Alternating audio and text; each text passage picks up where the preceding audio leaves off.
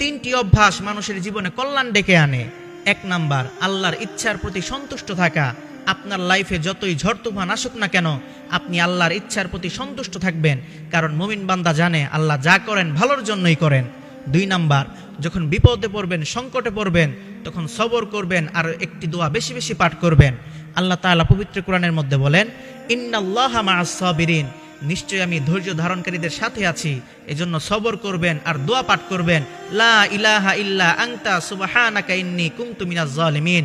আল্লাহ, আপনি ছাড়া কোনো মাবুদ নাই, আপনি অতি পুত পবিত্র, আর আমি তো জুলুমকারীদের অন্তর্ভুক্ত হয়ে গেছি।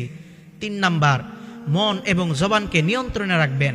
যার মন এবং জবান নিয়ন্ত্রণে থাকবে, তার অটোমেটিক সব নিয়ন্ত্রণে থাকবে।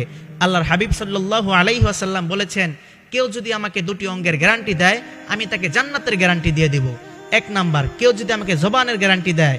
2 নাম্বার, আর কেউ যদি আমাকে লজ্জা স্থানের গ্যারান্টি দেয়, আমি তাকে জান্নাতের গ্যারান্টি দিয়ে দিব।